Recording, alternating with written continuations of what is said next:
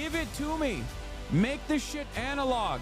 No more massive fucking iPad screens everywhere. You need to have tactile, functional buttons in the cars. That is why I love Toyota still. Give me old vehicles that are retro from the 80s and the 90s that have an EV battery package in it, and you will bring back EVs in a major way. And also,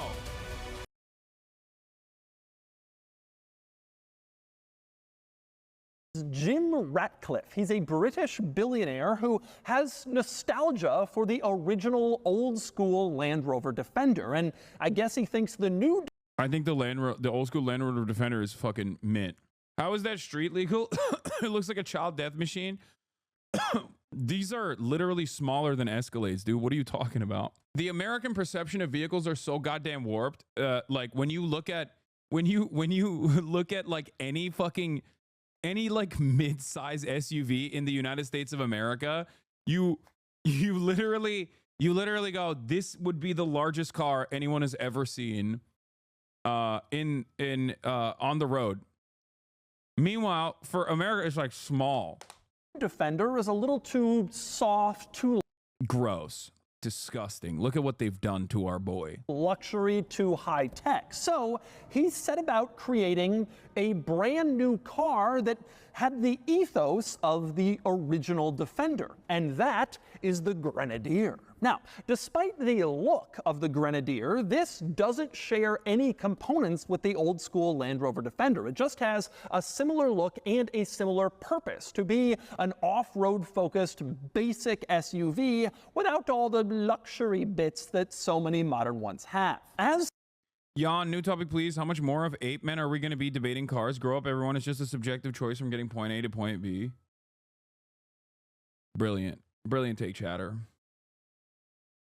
For the name, the Grenadier, apparently it is named after the pub in London where the idea of it was conceived, the Grenadier pub, and hence the Ineos Grenadier, a very British story. And a few other basics. Here in the United States.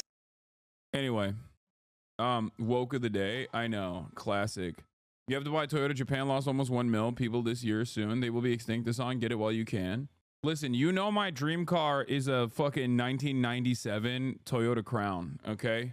I want a 1997 Toyota Crown and I want a Hilux. Those are the cars I want. Also, no, Toyota's not going extinct. Japan might go extinct, but Toyota will not. When you were in London, did you go to the Water Rats pub where Marx frequented and lived above for a while? No, I did not. Yeah, Toyota Crowns in the West are very different than the Toyota Crowns.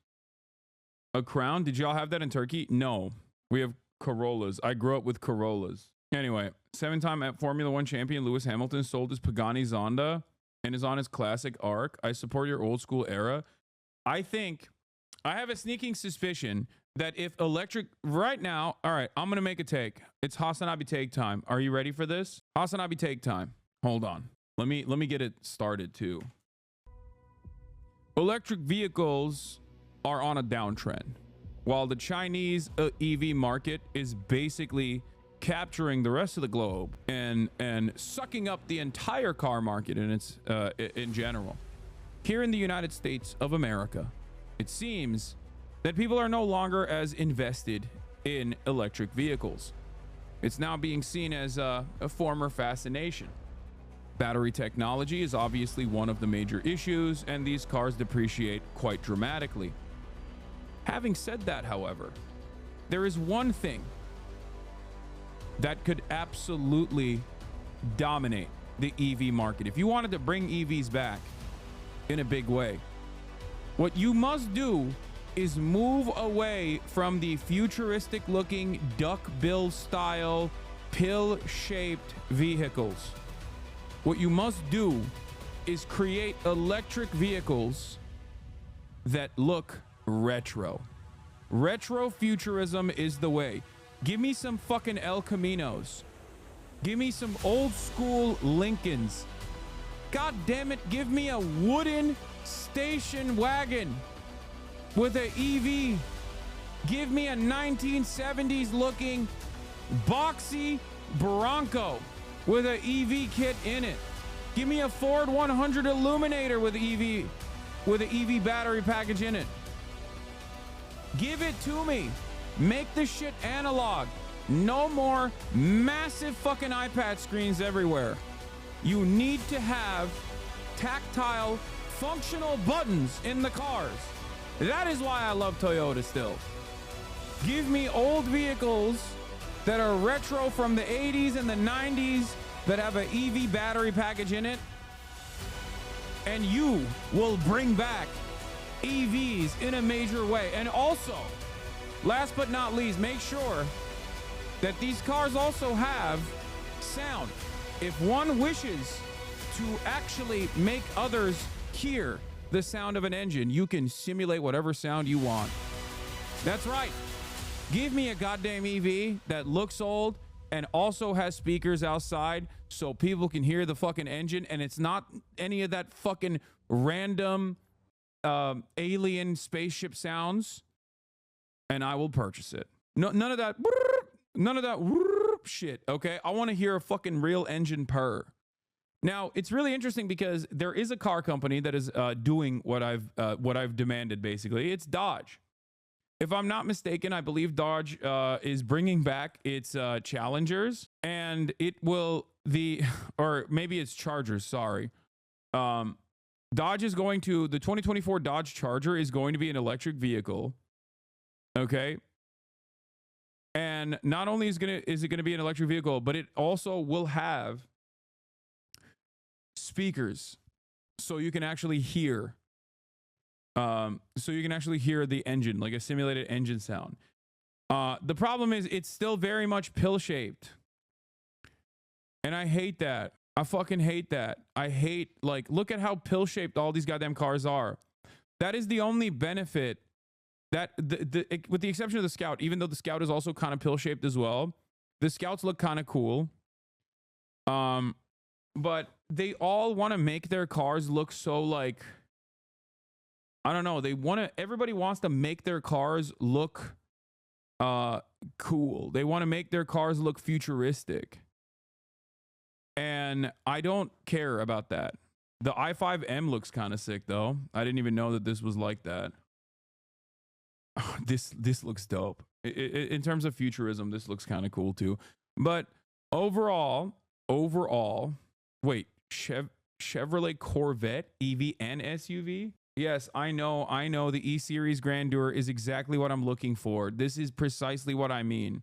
The problem is this is a concept car and it's not going to be out. I don't think this is a real car that you can purchase, okay? They just made one to celebrate. Hasan, car talk is so shit I'm dying. How are your car takes as my shit I'm dying? How are your car takes as base as your political views? It's because I'm an old man and we're around the same age, and that's probably why you also like the tactile feel of analog shit rather than the cheap iPad that is easily replaceable, even though it runs into electrical complications and also can be manipulated with software updates that you might have to pay for down the line like a goddamn DLC. It is profit-seeking all the way down. Cars, throughout most of history, have been a thing that you purchase and can wear and tear all the way down into the ground, where you can drive it for fucking 40 years if you want to, if you take good if you maintain decent upkeep, okay? The problem is there's a reason why they don't have those buttons anymore inside of the cars. There's a reason why everything is relegated to the fucking iPad, even though it literally makes no sense. You have to look at the fucking iPad while you're driving. That is because it's cheaper. It's cheaper overall, because all of those buttons are separate parts that you have to manufacture and purchase and replace in cars and whatnot, even though screens are obviously very distracting. There is a necessity for tactile buttons because you're supposed to be focusing on the fucking road while you're tweaking the buttons. You don't have to touch shit. I mean, you don't have to look at shit. You can just use buttons. Tactile feel is an absolute necessity. It's like very frustrating. It is incredibly fucking frustrating to me. I don't like it. It's something that all the Chinese EVs have too. They love those bells and whistles. They have so much extra bloatware in the Chinese cars. And I don't give a shit about it. I'm sure that, like, I mean, the market obviously responds positively to it. Clearly, Chinese EVs dominate, partially because of their price. But people do like all the bells and whistles. Like they love that, you know, you have the flashy LED, headlights that can write stuff, like that can write your name or whatever. Like, I don't give a shit, dude. Give me a car that looks cool. Give me a car that fucking looks cool, is old school, and has a decent engine in it. And I want like you know, a level of trim that I am comfortable with, that invokes luxury, like my Toyota Camry Sport Edition, you know? I just don't care. I don't care about like all of the other bells and whistles. Hasan criteria for a good car: looks cool, buttons. Yeah. I'm not a big car guy. I'm not a big car guy. I want the cars to look cool. Anyway, and properly aim the LED lights or mandate BMW's light splitting tech. Why not get a Prius? Like, actually, because it doesn't fuck. Like, Priuses don't fuck. Everybody knows that.